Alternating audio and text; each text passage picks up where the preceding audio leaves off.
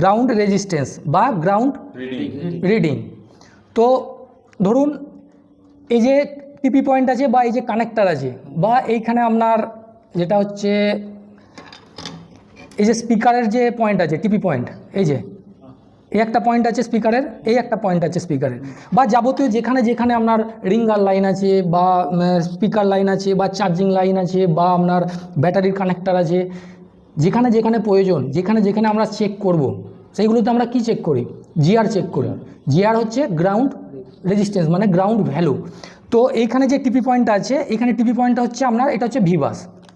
তো আপনাদেরকে এটাই আমি চেক করে দেখাবো যে জিআরটা কি এবং জিআরটা আপনারা কেমনভাবে চেক করবেন। তো জিআর চেক করতে গেলে এই রেড প্রপটা সবসময় আপনাকে গ্রাউন্ডে রেখে দিতে হবে।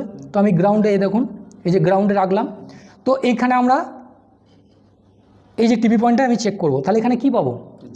জিআর। তো আমি এখানে টাচ করলাম, কি এলো না, কত? 562। তাহলে এটা আমরা কি পেলাম? জিআর পেলাম। জিআর পাওয়া মানে কি বুঝলাম এটা থেকে? লাইনটা ওকে আছে, মানে আমার ওপেন হয়ে যায়নি। মানে এই লাইনটা যেখান থেকেই থাকুক, মানে ধরুন চার্জিং আইসি থেকে থাকলো বা আদার্স কোনো আইসি থেকে, আমি ধরে নিলাম যে যেখান থেকে হোক, যে কোনো আইসি থেকে হোক থাকলে আমি তো তার জিআরটা পাবো। তাহলে যদি না পাই তাহলে লাইনটা ওপেন হয়ে গেছে। তখন আমাকে কি করতে হবে? সেই লাইনটা চেক করতে হবে কোথায় ওপেন হয়েছে, কোথা থেকে হয়েছে, সেটা আমাকে রিপেয়ার করতে হবে। তাহলে আমরা ফল্টটা বুঝবো কীভাবে? জিআর চেক করে। এটাকে কি বলে? কুল টেস্ট।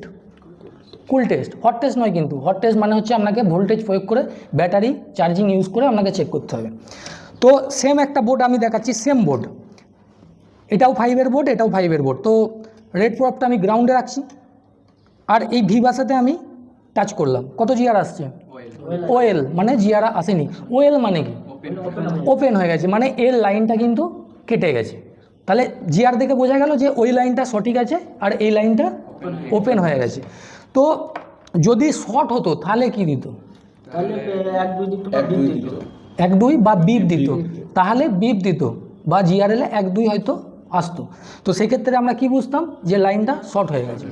তাহলে কি বুঝলাম? জিআর পাওয়া মানে হচ্ছে আমাদের লাইনটা ওকে ধরবো, বিপ পাওয়া মানে লাইনটা শর্ট ধরবো, আর ওয়েল পাওয়া মানে লাইনটা ওপেন হয়ে গেছে ধরবো। আর কিভাবে চেক করতে হয় আপনাদের আগে আরও ভালো করে বোঝানো হবে যে আপনি কিভাবে জিআর চেক করবেন এবং কেন জিআর চেক করবেন, বোঝা গেল?